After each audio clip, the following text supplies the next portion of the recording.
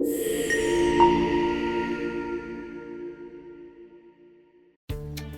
ever watch grown adults argue about something so small that you start wondering how we ever built anything as a species to begin with? Like roads, houses, or even relationships with others? You ever see two people willing to ruin an entire family dinner over how load of freaking dishwashers, right? Now imagine that same energy, but give it gold fever. And men who haven't slept properly in weeks, who've been standing in cold water all day, who've just found enough gold to feel confident, but not enough to feel secure. And then give them opinions, because in 1852, right here in western Placer County, a group of miners got into an argument so stubborn, ridiculously unnecessary, and completely unavoidable that instead of solving it, they packed up their entire lives, walked a half a mile away, and built a brand new town, just to avoid admitting they might be wrong. And, and what were they arguing about, right? Gold, no. Land, They were arguing about which direction the street should run. No joke, that's it. So if you're thinking, oh my God, there's no way people would do that, right? In Lincoln, they absolutely would and did. And every once in a while, they still do. So let's step back into Auburn Ravine, early 1850s. Valley View, or modern day Lincoln, wasn't a polished town yet. This was raw. It was a long stretch of activity along the creek. And, men scattered up and down the ravine who were working claims, wherever, they thought gold might be. So you had miners standing knee-deep in water, rocking wooden cradles back and forth, letting the current wash away dirt, hoping something shiny stayed behind. So others worked the banks, right? Digging into loose soil, hauling buckets of gravel, running it through pans over and over again. So some days they'd work 12 hours and they'd walk away with nothing but sore hands and a bad attitude. Other days you'd find just enough gold to keep you from quitting. And that's how they got you, just enough to keep you stuck. Right in the middle of all this was a little place called Gold Hill. Now, Gold Hill wasn't huge, but it had something important. It had momentum, a few businesses, a hotel, and people starting to think, yeah, this might actually turn into something. And that's the moment when things usually start going wrong. So, and people feel like they're part of something important, right? They, start arguing about things that aren't important at all. So now, at some point, the people of Gold Hill had to decide how to lay out their main street. Seems simple enough. Half the town says east and west, and the other half the town says, no, north and south. Now again, normal people would solve this in, about 30 seconds. They'd flip a coin, they'd compromise, build both directions, and move on with their lives, right? But these weren't normal people. These were gold rush miners in Lincoln. And, once they picked a side, that was it. This wasn't just a preference anymore. This was in some weird way wrapped up in their identity. So enter Jedediah Pickens. Jed had been, in the ravine long enough to develop that very kind of confidence, right, that comes along with surviving chaos. And, not always being right, but being convinced he is, right? So to Jed, an east-west street wasn't just practical. It was the only thing that made sense in a world that didn't. He'd say things like, a man ought to wake up, look east, see the sun, know where he stands. Not wandering around north and south like he's been spun into a circle. And, the more people that disagreed with him, the more, right he became in his own mind. So now, this argument drags on days, weeks, probably longer than anyone wants to admit, until finally something snaps. And instead of solving it, they escalate it, because nothing says I'm right, like making your life harder just to prove a point. So the east-west crowd, including Jed, packed up, and they took their tools and supplies and their businesses and their pride, and they take a walk about a half a mile down Auburn Ravine. Not far enough to forget the argument, but far enough to feel superior about it. So they find a flat stretch of land under a big, valley oaks, and a place with good shade, close to water, plenty of room. And they'd say, fine, we'll build our own town. And just like that, Oro City is born. Del Oro, Oro City.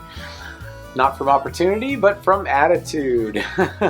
Now, here's what's wild. It actually works, right? Oro City grows, frame buildings go up, a hotel opens, the American Hotel moved over from Gold Hill, And you know, and in moving a business in the 1850s, right? That's no quick decision.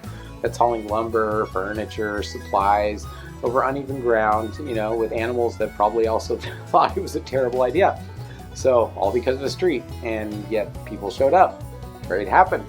And for a brief moment, it looked like Oro City might actually win this thing. Then the government steps in, right? They make a decision.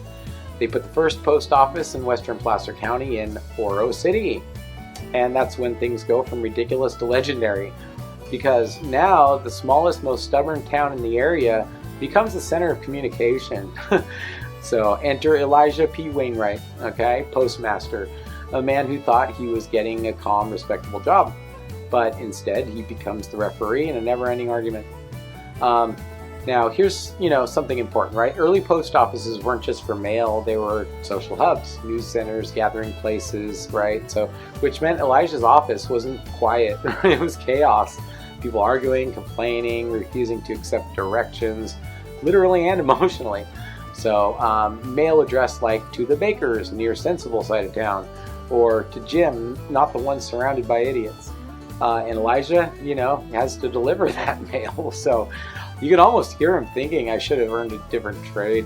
But, you know, eventually, you know, reality shows up. The gold gets harder to find. The work days get longer and the rewards get smaller. And the kind of people who came for quick success, they leave.